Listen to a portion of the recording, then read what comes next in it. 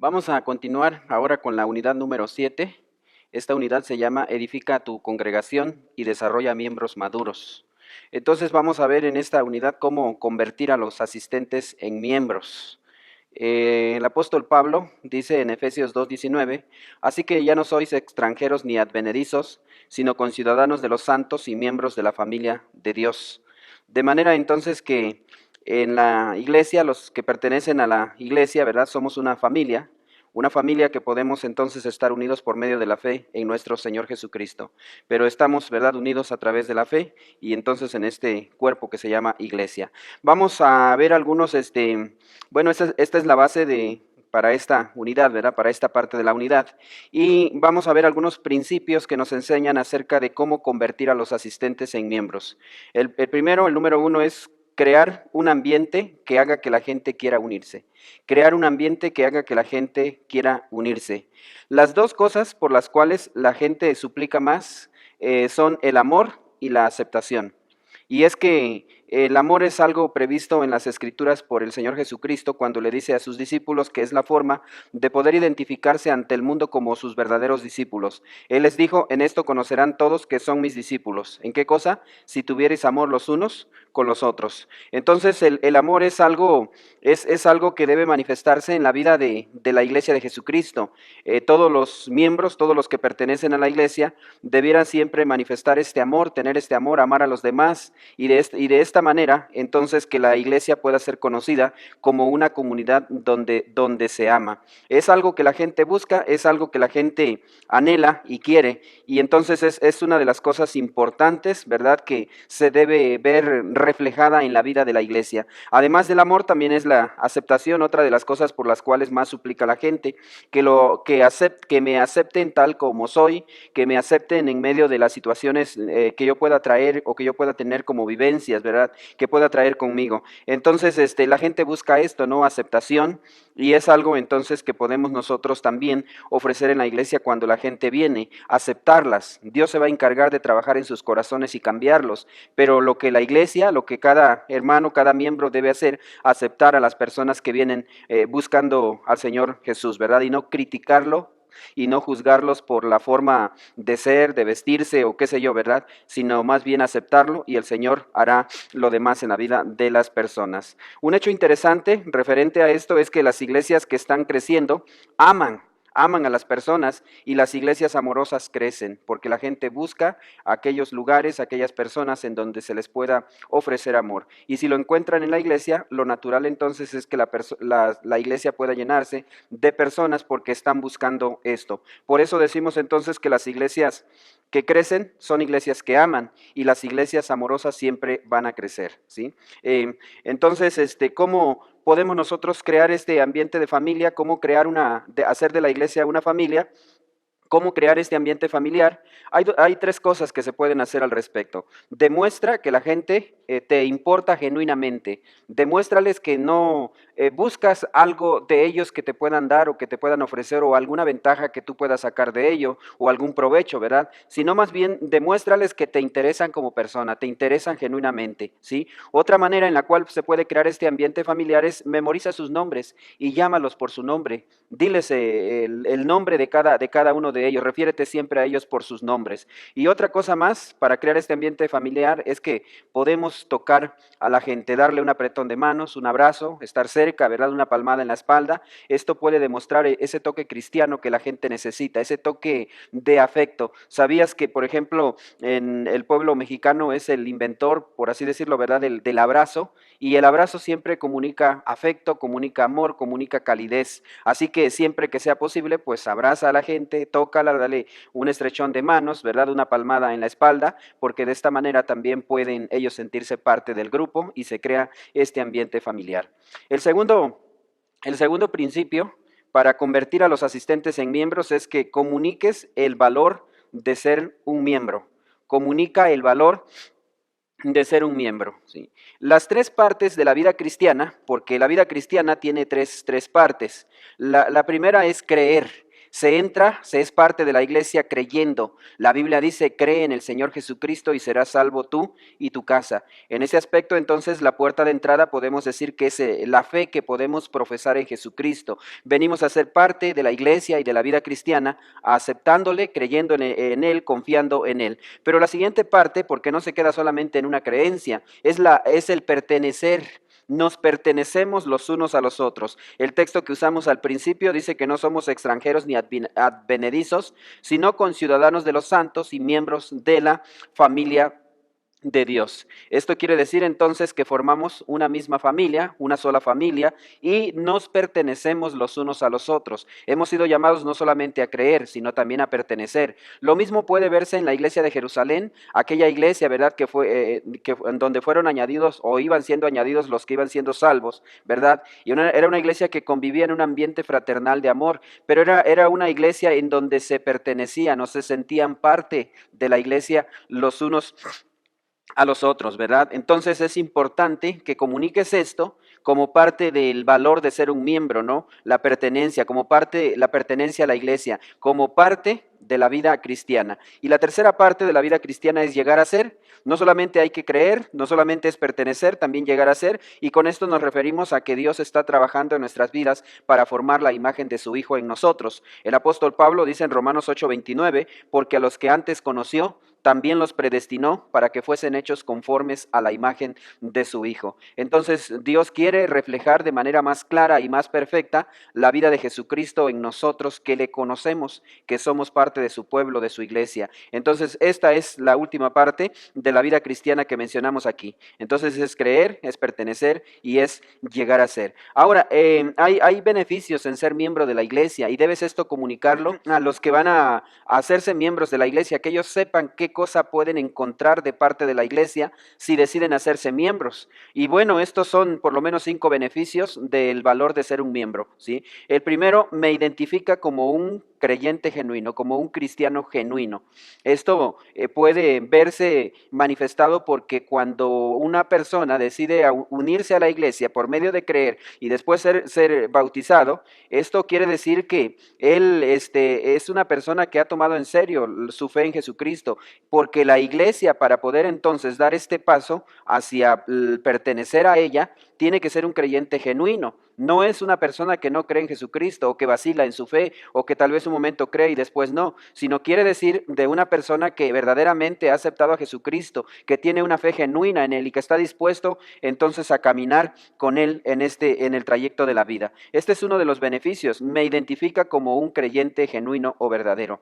El segundo beneficio es, me proporciona una familia espiritual que me apoya y me alienta en mi caminar con Cristo.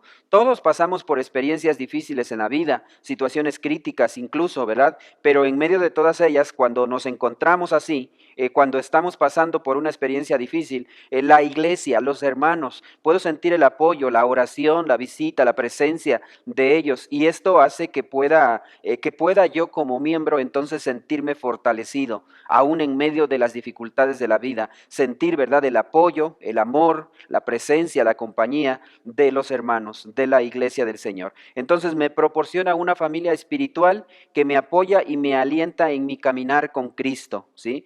También el tercer beneficio, me da un lugar para que descubra y use mis dones espirituales en el ministerio, ¿sí? Entonces Dios me ha dado dones espirituales como a todo cristiano, a todo creyente en Él. Y cuando yo pertenezco a la iglesia, puedo desarrollar un ministerio activo. Puedo estar sirviendo al Señor usando los dones que Él me ha dado para hacer algo con lo cual Dios me bendice y también bendice la vida de otros a los cuales puedo yo ministrar o servir. Entonces es un beneficio importante porque podemos aportar para bien de otros como también para el nuestro. El cuarto beneficio es, me coloca bajo la protección espiritual de líderes consagrados. Dios ha puesto en la iglesia pastores, Dios ha puesto a los que le sirven y que de alguna manera son personas que han crecido en la fe, han desarrollado la fe, han madurado en la fe y están entonces a cargo de poder orar, de poder cuidar, de poder velar por la iglesia, esencialmente por aquellos nuevos que se están añadiendo. Y entonces cuando yo sé esto de que hay líderes espirituales consagrados sobre los cuales puedo descansar, porque ellos oran por mí, ellos velan por mí, esto me hace entonces poder tener esta confianza y esta seguridad de saber que hay personas que están haciendo algo para que Dios pueda bendecirme y para que Dios pueda seguir obrando en mi vida como lo quiere hacer. Por eso es que el escritor a los Hebreos dice: obedeced a vuestros pastores, porque ellos velan por vosotros como quienes han de dar cuenta. Entonces, bueno, pues ellos están velando, ellos están vigilando, ellos están orando, ellos están haciendo esto, y entonces me corresponde como miembro el poder siempre obedecerlos, porque ellos están haciendo algo con lo cual bendicen mi vida. Y el quinto beneficio es que me da la responsabilidad que necesito para crecer. Cuando yo puedo tomar la decisión de unirme a la iglesia, esto me lleva en la dinámica de poder también comprometerme, como ya lo hice cuando recibí a Cristo, pero comprometerme ahora también con la iglesia. Y comprometerme con la iglesia, con los hermanos, esto me ayuda entonces o me da la responsabilidad que necesito tener para crecer. Es por eso que la Escritura dice: someteos los unos a los otros en el temor de Dios. Y este sometimiento entonces sirve para que pueda entonces obrar Dios también en mi vida, para que pueda entonces reconocer que tengo una parte importante y una responsabilidad para con los otros miembros de la iglesia, ¿verdad? Del cuerpo de Cristo. Así que una de las cosas que usted como pastor o líder debe de hacer, pues es enseñar acerca de los beneficios de ser un miembro de la iglesia. Todos aquellos que se van a añadir, antes de que se añadan, enséñeles el valor de ser un miembro, los beneficios o las bendiciones que Dios trae a las personas que deciden ser parte de su pueblo, de su iglesia. Y también ayúdenlos a ver la membresía como un paso de crecimiento espiritual en lugar de un rito de organización. Un paso que promueve el crecimiento, el desarrollo espiritual, que impulsa y motiva en esta dirección, más que verlo como un rito de la organización de la iglesia.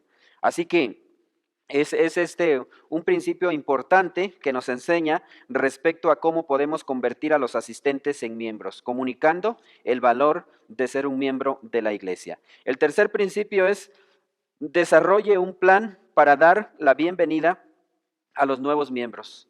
Desarrolle un plan para dar la bienvenida a los nuevos miembros. Hay algunas cosas importantes que podemos preguntarnos, ¿verdad? Y las preguntas aquí vienen que usted necesita hacerse para ver cómo está entonces recibiendo a la gente que viene, ¿no? Que se hace miembro de la iglesia. ¿Cómo está funcionando la iglesia?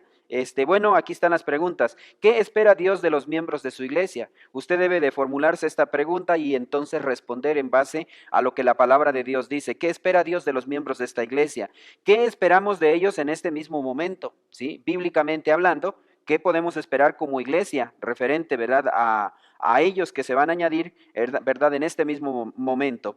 ¿Qué clase de personas son las que ya componen nuestra iglesia? Debiéramos tener la suficiente claridad como para poder conocer bien quiénes son entonces los que forman ya la iglesia, cómo son estas personas, verdad, en aspectos sociales, económicos, culturales, etcétera, ¿no? Para poder entonces tener una idea más precisa de las personas con las cuales se compone nuestra iglesia. La cuarta pregunta: ¿qué cambios habrá en ese sentido durante los próximos 5 o 10 años?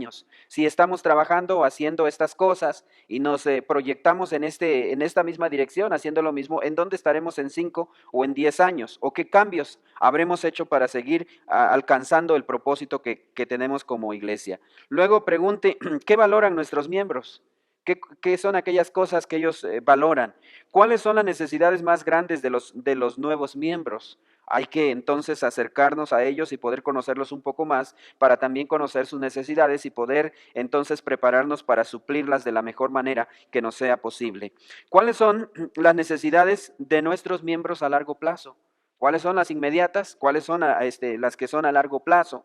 ¿Qué necesitan ellos conocer para seguir eficazmente al Señor? ¿Qué podemos hacer para que el ser miembro sea algo más significativo? ¿Cómo le podemos añadir valor al hecho de ser un miembro de la iglesia, verdad? ¿Cómo podemos asegurarnos de que los miembros se sientan amados y cuidados? Hay que responder esto, ¿verdad? Con toda honestidad delante del Señor para poder ver lo que nosotros como iglesia y sobre todo como líderes más crecidos podemos hacer para que ellos se sientan amados y cuidados como parte de la iglesia que son. ¿Qué le debemos a nuestros miembros? ¿Qué recursos o servicios pudiéramos ofrecerles? ¿Cómo podemos añadir valor a lo que ya estamos ofreciendo o a lo que ya estamos haciendo? Hay por lo regular 5 preguntas que se hacen los futuros miembros de la iglesia. Y estas preguntas son, ¿hay aquí un lugar para mí? Esta es la pregunta de la aceptación. Ellos, como dijimos anteriormente, se quieren sentir aceptados, se quieren sentir parte del grupo. Entonces siempre se preguntan, ¿hay aquí un lugar para mí? Otra pregunta que se hacen, ¿hay alguien que le interesa conocerme? Y esta es la pregunta de la amistad, porque como dijimos, entramos por la puerta de la fe creyendo en el Señor Jesucristo, pero también queremos relacionarnos con los otros miembros y formar lazos de amistad con ellos. Así que los que están aspirando a ser miembros se preguntan esto, ¿no hay alguien que le interesa conocerme? Otra pregunta, ¿me necesitan? Esta es la pregunta del valor, ¿no? Lo que yo puedo conocer o saber referente, ¿verdad? A que si mi vida tiene valor para ellos, si me necesitan. ¿Cuál es la ventaja de unirme a la iglesia? Esta es la pregunta del beneficio, ¿no? ¿Qué beneficio, qué provecho puedo tener al ser parte de esta iglesia? Y por último, ¿qué se les pide a los miembros de la iglesia? Es la pregunta de la expectativa. Y yo quiero saber qué me pide la iglesia, qué puedo aportar como miembro de ella, ¿no? ¿Cuáles son los compromisos que adquiero al ser miembro de la iglesia? Y bueno, pues esto también se puede ser más explícito a través del siguiente principio que nos dice de establecer una clase para nuevos miembros. Establezca una clase para nuevos miembros.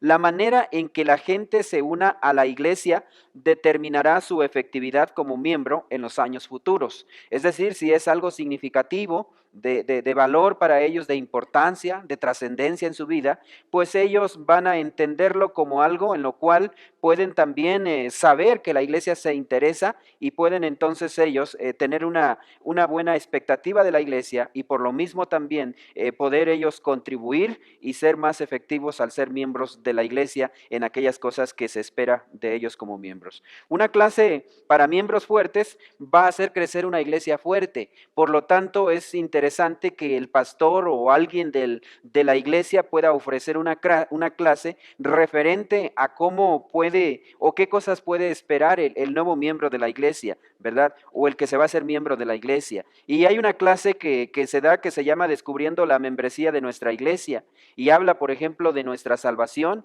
hablando, por ejemplo, de cómo estar seguro de ser un cristiano y cuáles son los símbolos, o sea, las ordenanzas en las cuales se evidencia o se muestra la salvación. Después habla de las definiciones de la iglesia, no nuestras definiciones. Y aquí hay que definir el propósito, es decir, por qué o para qué existimos como iglesia. Definir también nuestra visión, lo que nosotros pretendemos hacer, lo que queremos lograr, en aquellas cosas en las cuales nos vamos a enfocar y trabajar para poder entonces conseguir en un futuro cercano como también en un futuro más lejano. Definir también nuestra fe, es decir, aquellas doctrinas básicas que son parte de nuestras creencias como iglesias bautistas, ¿verdad? Entonces necesitamos definir las doctrinas o el cuerpo de doctrinas que nosotros tenemos como iglesia. Definir también los valores, lo que practicamos, aquellas cosas que rigen nuestra vida como congregación, ¿verdad? Como iglesia. Después hablamos en esta clase de nuestra estrategia, es decir, hablamos de una breve historia de la iglesia, cómo surgió y todo eso, a quién tratamos de alcanzar, quién es nuestro blanco, las personas a las cuales es más fácil alcanzar por nuestra iglesia. Hablamos de un proceso de desarrollo para la vida para ayudar a crecer a los miembros, ¿no? Y la estrategia en cuanto a los grupos pequeños. Después hablamos de nuestra estructura y aquí decimos cómo está organizada la iglesia para crecer, hablamos del tipo de organización que tenemos, hablamos de nuestra afiliación a la Convención Nacional Bautista de México, como también a la convención regional a la que podamos también pertenecer. ¿Qué significa ser un miembro? ¿Cuál es el próximo paso que debo dar? Y entonces de esta manera, el que está aspirando a ser miembro de la iglesia sabe con mayor exactitud aquellas cosas que son parte fundamental de la iglesia y lo que todo cristiano está empeñado en poder hacer o practicar o tener como parte importante en su vida como iglesia, ¿sí? Y lo que se espera de él. Entonces, este es un principio importante, ¿no? Establecer una clase para nuevos miembros en donde se les explique cada una de estas cosas que hemos mencionado. El quinto principio habla de establecer un pacto para los miembros. La diferencia que hay entre un asistente, alguien que asiste ocasionalmente a los cultos, y un miembro de la iglesia, se resume en una palabra, en la palabra compromiso. Hay una diferencia entre uno y otro, porque el miembro es una persona que se espera que pueda estar comprometida con el Señor y con la iglesia del Señor.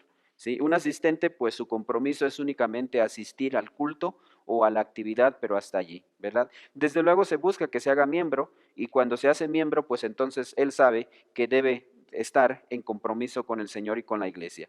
Las personas que se van a ir de la iglesia, porque a veces no les hablamos de compromiso, tenemos miedo de hablarles porque pensamos que se van a ir, ¿sí? Y no queremos entonces que se vayan y por eso no los confrontamos con el compromiso que se demanda. Pero el Señor Jesús fue claro y explícito en esto y siempre comprometió a la gente para que fueran seguidores fieles y entendiendo lo que significaba seguirle, estuvieran dispuestos a entregarlo todo. Así que las personas que se van a ir de la iglesia, porque habrá algunas que se van a ir, lo van a hacer, lo harán, haga lo que haga. ¿Sí? Haga lo que usted haga, habrá personas que se van a ir de la iglesia. Pero cuando la congregación adopta un pacto de membresía, por lo menos usted como líder puede saber, usted como pastor puede saber o puede elegir con quién se queda, ¿sí? Con aquellos que están dispuestos a asumir el compromiso que se les pide. Y bueno, pues aquí se sugiere también un pacto que puede incluir lo siguiente: proteger la unidad de la iglesia o de mi iglesia. ¿Cómo se puede hacer? Actuando en amor hacia los demás, es decir, amando a las demás personas. De esta manera se protege la unidad de la iglesia, negándome al chisme, ¿verdad? No participar entonces en cosas que puedan ser tan destructivas como el chisme, y siguiendo a los líderes, al pastor y al liderazgo de la iglesia. De esta manera, cuando todos caminamos juntos, podemos entonces proteger la unidad de la iglesia. Otro aspecto que puede incluir este pacto es compartir la responsabilidad de mi iglesia. Compartiré yo como miembro la responsabilidad de mi iglesia. ¿Cómo lo hago? Orando por su crecimiento, orando todos los días por su crecimiento, invitando a mis amigos inconversos a que asistan a los cultos, dándoles una cálida bienvenida a los que nos visitan, ¿sí?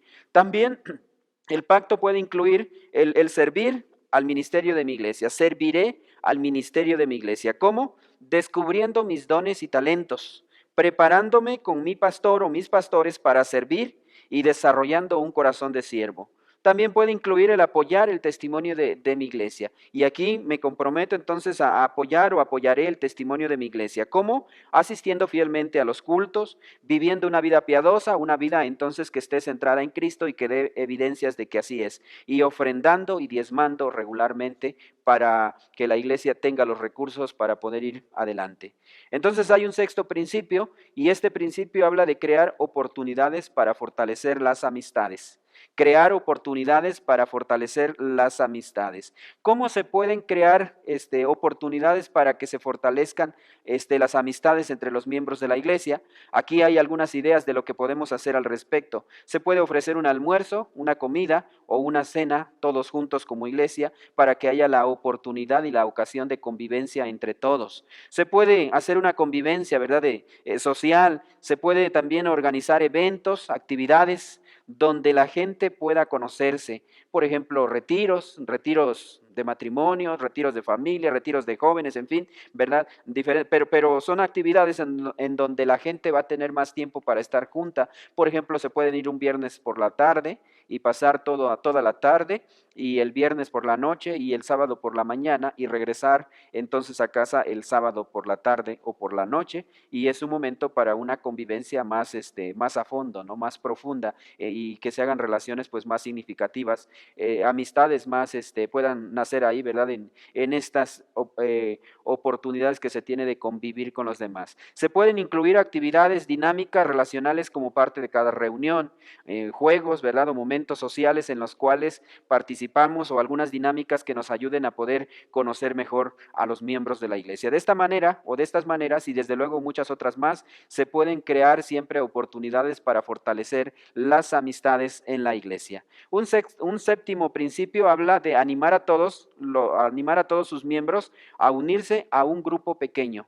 Anime a todos sus miembros a unirse a un grupo pequeño. Esto quiere decir reúnanse en hogares para promover convivencia y la atención personal. Entonces puede la iglesia organizarse de esta manera y durante la semana, un día específico que puedan escoger para esto o diversos días en la semana, se pueden tener grupos en los hogares en donde la iglesia se pueda reunir en pequeños grupos. Y un octavo principio, haga que sus miembros se sientan especiales, haga que se sientan especiales. Algunas sugerencias para lograr esto es que puede usted imprimir un certificado de su bautismo y membresía y dárselo el día que se bautice. De esta manera entonces ellos recordarán siempre este momento en el cual llegaron a ser miembros de la iglesia a través de poder ver este certificado cada que tengan oportunidad.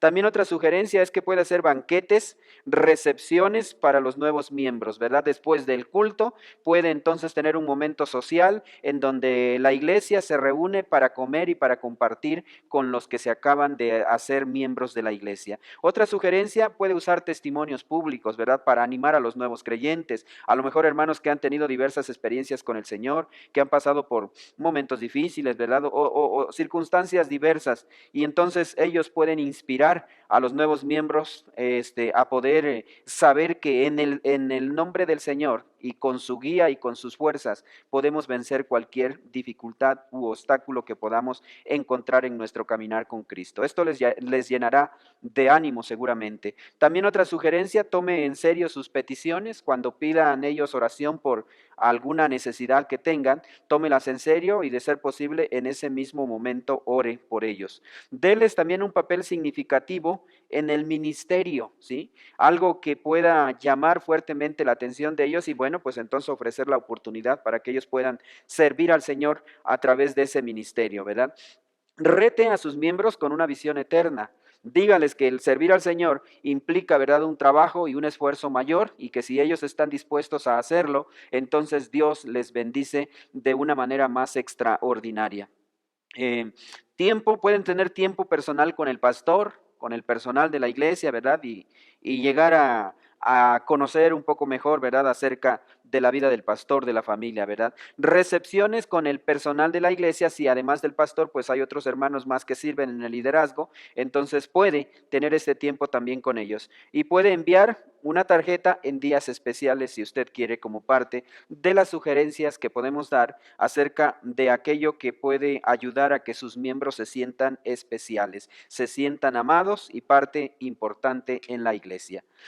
También en la unidad hablamos acerca de desarrollar miembros maduros. La idea entonces es que los miembros hay que llevarlos al siguiente paso, ¿verdad? Al siguiente círculo de más adentro, que es el círculo de los comprometidos. Pasamos en el primero de la comunidad con la cual hacemos evangelismo, los metemos al círculo de más adentro con la multitud, y con la multitud se adora, pero entonces los comprometemos más y los metemos al círculo de la congregación para que se hagan miembros y participen de la comunión, el compañerismo con la iglesia, y después entonces de ser parte de la congregación los metemos en un compromiso mayor con los comprometidos, y con los comprometidos entonces a los comprometidos se les disipula. Así que ellos están enfocados en crecer espiritualmente para alcanzar madurez, para parecerse más a Cristo. Por esto es que el apóstol Pablo, hablando del crecimiento y del desarrollo espiritual, dice, para que ya no seamos niños fluctuantes, llevados por doquiera de todo viento de doctrina, por estratagemas de hombres que para engañar emplean con astucia las artimañas del error. Entonces, él quiere que los miembros de la iglesia, que la iglesia en su conjunto crezca para que pueda tener una vida sólida en Cristo, una vida firme, un carácter que demuestre a Jesucristo, ¿verdad? Que se parezca más a Él. Sin embargo, para que esto nos ayude a poder lograrlo, necesitamos identificar algunos mitos, ¿verdad? Acerca de la madurez o del crecimiento espiritual, ¿verdad? Aquellas cosas que no son ciertas, pero que de alguna manera a veces están presentes en la vida o en el pensamiento de la iglesia, de los hermanos, hay que entonces señalarlas de manera clara para poder entonces ver lo que es un mito, lo que no es una realidad, y que entonces no debiera de buscarse esto, sino descartarse y centrarse en lo que es la verdad central del evangelio. Así que hablaremos por un momento de algunos mitos acerca de la madurez o el crecimiento espiritual. El crecimiento espiritual es automático. Este es un mito, ¿sí? Este es un mito porque el crecimiento espiritual, según algunos es un mito, pero no, es un proceso que lleva tiempo, ¿sí? El crecimiento espiritual es intencional y lleva tiempo, ¿sí? Es algo que debe de entonces desarrollarse a través de un proceso. El que escribió la carta a los hebreos dice que debiendo ser ya maestros, después de tanto tiempo, tenéis necesidad de que os se vuelva a enseñar cuáles son los primeros rudimentos de las palabras de Dios, ¿sí? Debieron ellos haber crecido, pero sin embargo se encontraban en una situación espiritual de falta de crecimiento y desarrollo. Y por lo tanto el escritor les hace ver esto. Porque la madurez espiritual, porque el crecimiento espiritual no es algo automático, no es algo que se da con el paso del tiempo y que ya tengo 5, 10 o 20 años de cristiano y ya soy maduro. Hay personas que tienen tantos años de cristiano o incluso toda una vida de cristianos y siguen siendo inmaduros. La verdad acerca de esto es que el crecimiento espiritual es intencional y hay que buscar vías que ayuden a los creyentes, que ayuden a la iglesia a avanzar en este proceso hacia la madurez. Creo que el liderazgo tiene una responsabilidad grande en esto, de llevar a la iglesia, de llevar a los miembros, a sus miembros, en este proceso, por esta vía que les ayude a poder crecer espiritualmente. Un segundo mito acerca del crecimiento espiritual dice que el crecimiento espiritual es místico y solo unos pocos pueden alcanzar la madurez, ¿sí? Es místico, es como si fuera algo hermético, cerrado, algo desconocido, que solamente algunos iluminados pudieran entonces lograr o alcanzar este crecimiento. Pero ese es un mito, porque la verdad detrás de esto es que el crecimiento es muy práctico y es para todos los creyentes. ¿Cómo se crece espiritualmente? Ejercitándonos, así como se ejercita el cuerpo. Pablo dice, escribiendo a Timoteo, dice, emplea el tiempo y las energías en la tarea de ejercitarte espiritualmente, ¿sí? Dice que el ejercicio corporal para poco es provechoso.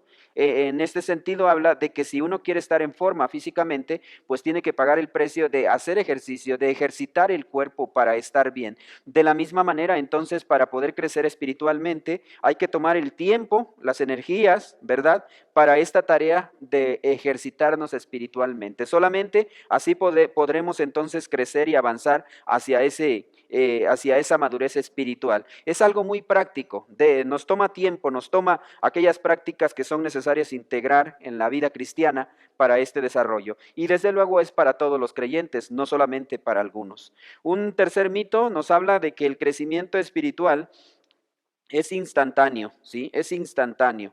Como que si tan solamente haces esto y vas a crecer, o como si que encuentras la fórmula, entonces vas a crecer y vas a llegar a ser maduro. Incluso algunos enseñan acerca de esto, ¿no? 4 pasos hacia la madurez espiritual. O si pasas por este curso o por esta experiencia, entonces está garantizado el crecimiento hacia la madurez espiritual. Pero la verdad es que la madurez, para llegar a ser un creyente maduro, lleva tiempo. La madurez espiritual es un proceso que lleva tiempo y no se logra ser maduro de un día para otro, de la noche a la mañana, como decimos.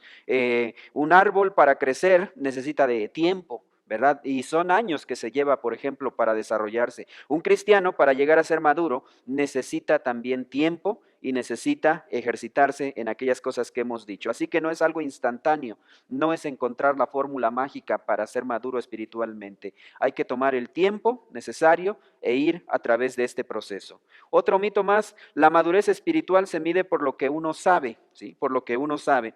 En realidad, lo que uno sabe no demuestra madurez espiritual, porque uno puede saber mucho de la Biblia y ser incluso inmaduro, bastante inmaduro. Lo que sí puede hacerse es que cuando uno sabe más cosas de la Biblia, pues hay un mayor compromiso, porque la Biblia dice que al que sabe hacer lo bueno y no lo hace, le es pecado. Así que habrá un juicio mayor para aquellos que saben de la Biblia, pero no la practican. No se trata de saber, bueno, sí hay que saber, hay que comenzar sabiendo, ¿verdad?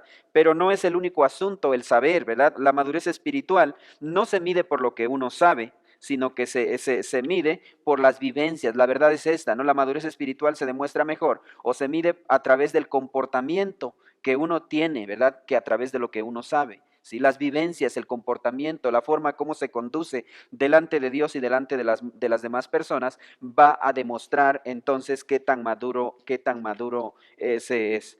Dice el Señor Jesús, por sus frutos los conoceréis. Quiere decir que una persona llega a conocerse quién es en verdad por medio de los frutos que produce su vida, es decir, por la forma como se conduce delante de los demás. Un mito más nos habla acerca de que el crecimiento espiritual es un asunto personal y privado, ¿sí? Pero la verdad detrás de todo esto es que los cristianos necesitan relacionarse para crecer. En la vida cristiana no hay llaneros solitarios. Cristo instituyó su iglesia que se encuentra formada de muchas personas que se pertenecen los unos a los otros, que forman el cuerpo de Cristo, que son miembros de ese mismo cuerpo. Hay una exhortación de parte del escritor a los hebreos que dice, considerémonos unos a otros y estimulémonos al amor y a las buenas obras, no dejando de congregarnos como algunos tienen por costumbre, sino exhortándonos. Entonces, no hay llaneros solitarios. El crecimiento espiritual no es un asunto personal y privado. Tiene que ver en relacionarnos con los demás creyentes. Y la verdad es que es ahí donde se crece, porque es ahí donde se aprende a través de las relaciones, ¿verdad?, a amar a los demás, a amar incluso a aquel que es tan distinto a mí, que puede ser a lo mejor intolerante, que puede ser difícil de poder amarlo. Es entonces a través de las relaciones interpersonales que podemos nosotros demostrar nuestro crecimiento, nuestra madurez espiritual. Y la verdad es que los cristianos necesitamos relacionarnos con los demás para crecer, ¿sí? Entonces, es una verdad esencial que necesitamos tener presente. Y el último mito que hablamos aquí es que todo lo que se necesita para crecer es estudiar la Biblia, es estudiar la Biblia. La verdad es que se necesitan diversas experiencias espirituales con Dios para que se produzca la madurez espiritual. Leer la Biblia es necesario, es importante, debemos hacerlo, pero no es lo único, ¿verdad?, que podemos hacer. La Biblia es la palabra de Dios y debemos estar en contacto con ella. De ella emana la sabiduría que necesitamos para vivir la vida, la fuerza para vencer las tentaciones, ¿verdad? El conocimiento de Dios lo podemos tener allí, pero no es únicamente, ¿verdad?, el estudiar la Biblia lo que necesitamos para ser maduros espiritualmente. Se necesitan diversas experiencias con el Señor, ¿verdad?, para producir esta madurez espiritual. Así que centrémonos en poder conocer, ¿verdad?, las verdades esenciales que hemos hablado en esta parte y desechemos aquellos mitos, porque si estamos nosotros engañados con algo falso, entonces pues vamos a desviarnos del verdadero propósito hacia la madurez, ¿verdad?, del verdadero propósito de la vida cristiana. Entonces vamos a hablar por un momento de entender la naturaleza del compromiso, porque lo que queremos es que la iglesia pueda estar comprometida con el Señor Jesucristo y estar comprometidos los unos con los otros en amarnos, como hemos dicho, pero comprometidos en desarrollar esa clase de vida que Dios demanda de nosotros. Para ello, pues hay que entender la naturaleza del compromiso y podemos decir aquí algunas verdades esenciales. La primera es que llegamos a hacer aquello a lo que nosotros nos comprometemos.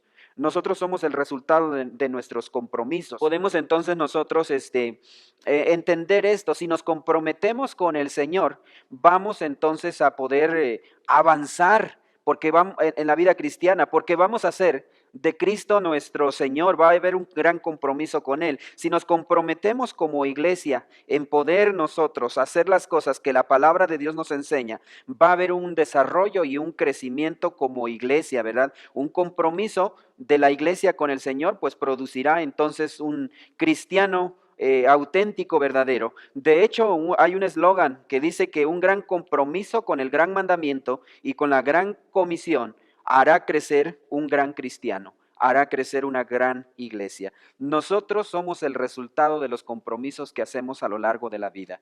Una segunda cosa es que cada iglesia está definida por la tarea que se le ha encomendado.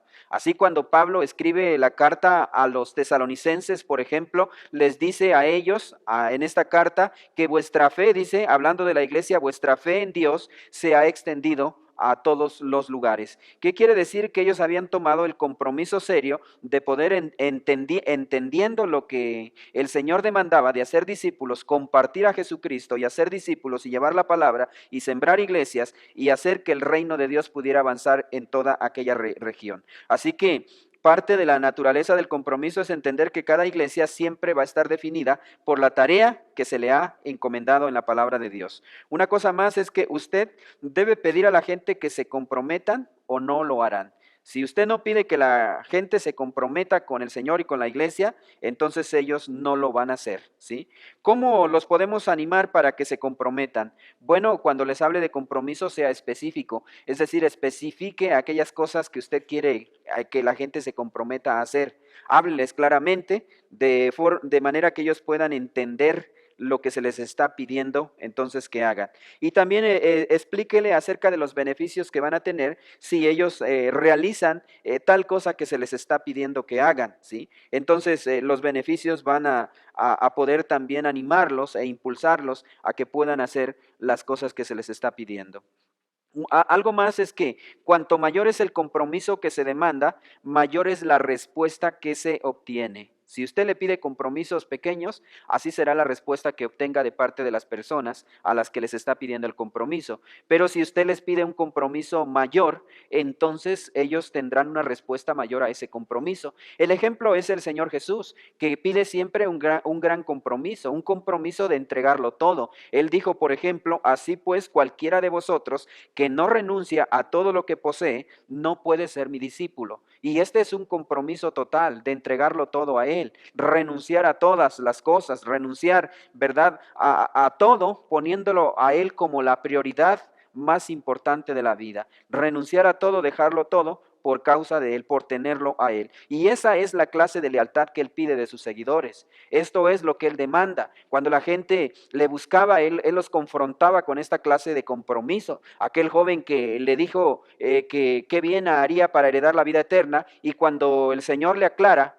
y él dice, y el joven responde, bueno, pues todo esto lo he hecho desde mi juventud. Entonces el Señor le dice, una cosa más te falta, elevándole el nivel de compromiso, pidiéndole un compromiso mayor, de manera entonces que pudo el Señor comprometerlo más incluso. Así usted puede hacerlo. A veces como que nos da miedo pedirle compromiso a la gente, pero debe usted saber que cuanto mayor es el compromiso que va a demandar de su gente, mayor va a ser la respuesta que va a obtener. Seguramente habrán algunos que no lo querrán hacer, pero le aseguro que habrán otros y el compromiso que ellos harán será mayor, ¿verdad? Y mayor también la respuesta que puede obtener. Una cosa más es que si su iglesia no pide un compromiso, otros lo pedirán. Si su iglesia no pide compromiso a sus miembros, van a venir otros de afuera, movimientos para eclesiásticos, cruzadas evangelísticas o ministerios estudiantiles o cualquier otro tipo de ministerio, o incluso en la misma comunidad, en las escuelas en las cuales participan por razón de sus hijos, ¿verdad? Les pedirán otros compromisos. Así que el hecho de que la iglesia no pida un compromiso a sus miembros, no quiere decir que otros no lo vayan a pedir, pero otros lo van a pedir y entonces sus miembros o los miembros de la iglesia se van a comprometer con otras personas o con otras causas distintas a la iglesia. Algo más que decimos es que la gente desea comprometerse con algo que realmente le dé significado a sus vidas.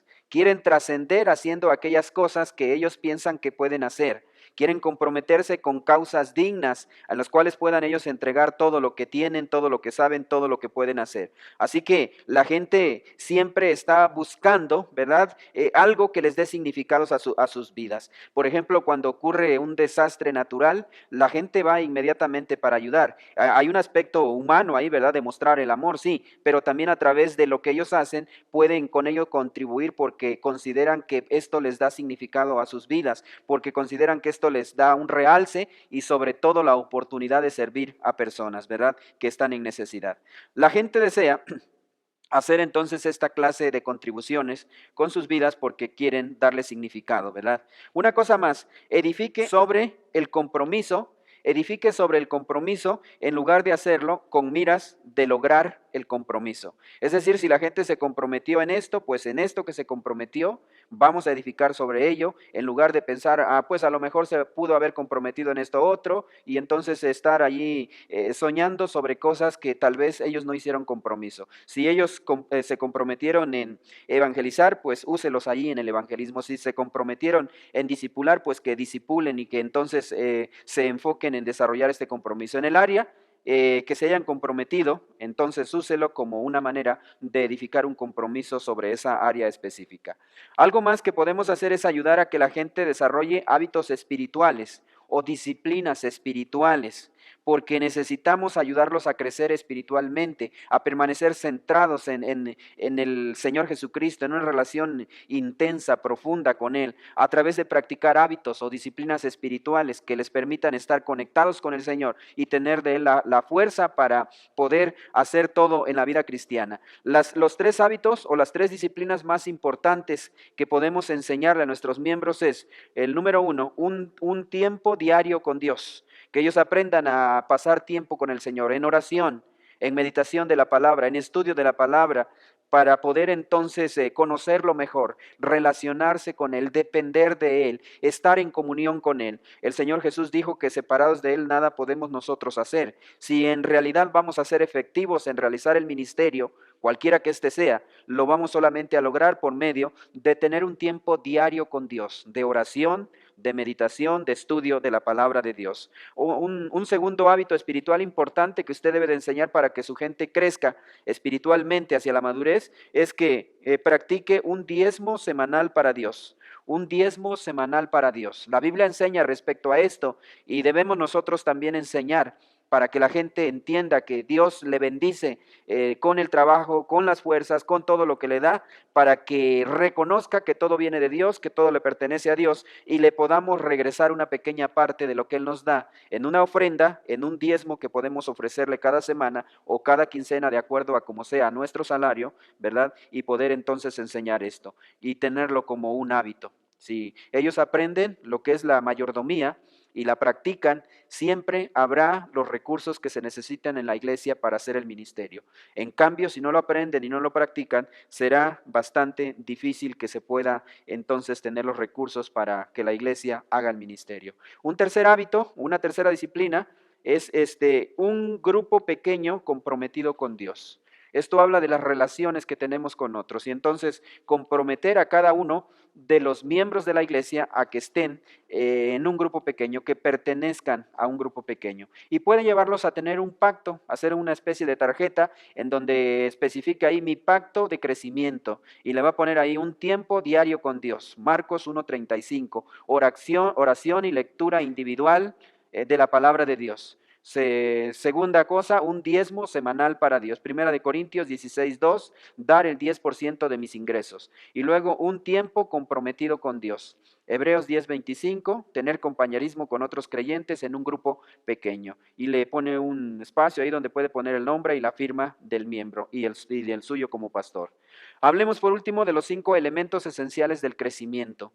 Hay 5 elementos que son esenciales para el crecimiento y desarrollo de la iglesia, del cristiano, ¿verdad? El número 1 es conocimiento, y esto se refiere a conocer la palabra de Dios, conociendo la palabra de Dios. Hay que conocer qué dice la palabra de Dios, llevar a los miembros desde que se ingresan a la iglesia, ¿verdad? O desde que se ingresan en la vida cristiana a conocer la palabra de Dios. La palabra de Dios está compuesta en 2 grandes divisiones, Antiguo y Nuevo Testamento, y cada una de estas divisiones pues tiene subdivisiones, lo que conocemos en el Antiguo Testamento, por ejemplo, como el Pentateuco, que son los primeros 5 libros de la Biblia, y así sucesivamente. El cristiano tiene que conocer la palabra de Dios, lo que Dios dice, ¿verdad? Lo que Dios habla por medio de su palabra, y esto es importante. Recuerde que Dios habla a través del profeta Oseas y dice que mi pueblo fue destruido porque le faltó conocimiento. No debe de pasar esto en nosotros. Enseñemos la palabra, que para que la gente pueda conocerla, ¿verdad? Para que los miembros puedan entonces estar empapados del conocimiento bíblico. Un segundo elemento esencial para el crecimiento se le llama perspectiva, y la perspectiva es ver las cosas o ver la vida desde la perspectiva de Dios, desde el punto de vista de Dios. Perspectiva es comprender, por ejemplo, por qué Dios hace lo que hace. Tener perspectiva es desarrollar ese aspecto de discernimiento espiritual en donde podemos nosotros ver cómo Dios obra, cómo Dios hace las cosas que hace. Y esto se logra cuando nosotros hemos crecido, hemos desarrollado espiritualmente. El escritor a los Hebreos dice que el alimento sólido es para los que han alcanzado madurez, para los que por el uso tienen los sentidos ejercitados en el discernimiento del bien y del mal. Entonces aquel cristiano que tiene perspectiva es el que ha avanzado y puede entonces conocer, entender lo que Dios dice, lo que Dios quiere. Pero el hombre natural, dice Pablo, no percibe las cosas que son del Espíritu de Dios porque se han de discernir o se han de entender espiritualmente o por medio del Espíritu de Dios. Entonces enseñe acerca de esto a la iglesia, a los miembros, para que desarrollen perspectiva, perspectivas de la vida, acerca de Dios, acerca de Jesús, del Espíritu Santo, acerca de la salvación, de la santificación, etcétera, ¿verdad? Puede usted en la Biblia pues encontrar o hacer estudios bíblicos que le ayuden a poder llevar a la iglesia en este sentido para que ellos aprendan a tener ese discernimiento espiritual. El tercer elemento, ¿verdad? Para el elemento esencial que nos ayuda a crecer o al crecimiento es la convicción. La convicción es el convencimiento sobre lo que usted debe de hacer, ¿sí? Convicción es estar plenamente convencido y seguro de aquellas cosas que se necesitan hacer, de aquello que Dios dice, que Dios enseña y que debe entonces hacerlo como parte o integrarlo en su vida como parte de esta enseñanza que Dios da. Jesús dijo repetidamente, hacer en su ministerio en la tierra, debo predicar las buenas nuevas, debo guardar el ir, debo de hacer esto, debo permanecer en su casa, tengo otras ovejas. Eso habla de convicción. Y las personas que más han hecho un impacto mayor, las personas que han hecho un impacto mayor en este mundo son las personas de más convicción. No han sido las más inteligentes, no han sido las más educadas, no han sido las más ricas o poderosas, han sido las personas que han tenido las mayores convicciones, son las que han podido lograr que otras cosas que no sucedían o que no se hacían se pudieran hacer. Tal es el caso, por ejemplo, de Martín Lutero, ¿verdad? En un momento cuando pues todos se iban en otra cosa distinta de lo que era la palabra de Dios, él tuvo la convicción de poder entonces pararse delante de todos y afirmar lo que la palabra de Dios dice y poder entonces llevarlo a este punto de reformar a la iglesia. Y así pudiera hablarles de más ejemplos, pero las personas que más han trascendido, que más impacto han causado en el mundo, han sido las personas de mayor convicción. Así que enséñeles para que ellos puedan desarrollar perspectiva y la perspectiva les lleve a tener convicciones firmes, inamovibles en la vida de los miembros. La cuarta cosa esencial, o cuarto elemento esencial para el crecimiento, son las habilidades. Las habilidades es aprender el cómo del crecimiento espiritual y del ministerio. Recuerde que Dios ha dado diferentes dones, habilidades, talentos, capacidades a cada miembro, pero entonces debemos enseñarles el cómo, ¿verdad? Del crecimiento espiritual y del ministerio, ¿sí? Entonces aquí el apóstol Pablo le dice a Timoteo, procura con diligencia presentarte a Dios aprobado como obrero que no tiene de qué avergonzarse y que usa bien la palabra de verdad. La idea entonces es que desarrolle esa habilidad de poder ser un obrero aprobado en todo lo que hace para Dios. Hay que enseñar a los miembros de la iglesia, hay que enseñar a la iglesia acerca de las habilidades para que ellos las conozcan y las usen en un servicio efectivo que pueda llevar fruto, mucho fruto para el Señor. Y el último elemento esencial para el crecimiento es el carácter. El carácter.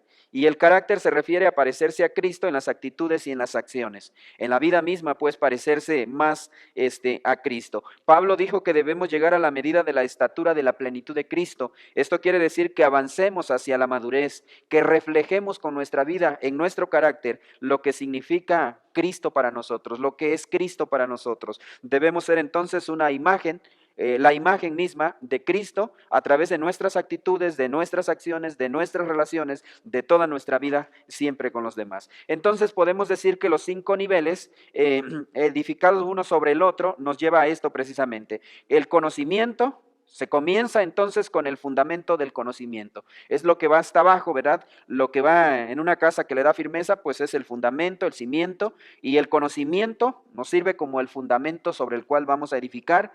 Y entonces saber cómo Dios ha obrado en el pasado produce la perspectiva de la cual hemos hablado, ¿verdad? Entonces, Dios quiere que tengamos esta perspectiva, este discernimiento espiritual y avanzamos en un escalón más hacia arriba, ¿no? Conocimiento, perspectiva y luego vamos construyendo el que sigue en ver desde el punto de vista de Dios. Esto produce la convicción, ¿sí?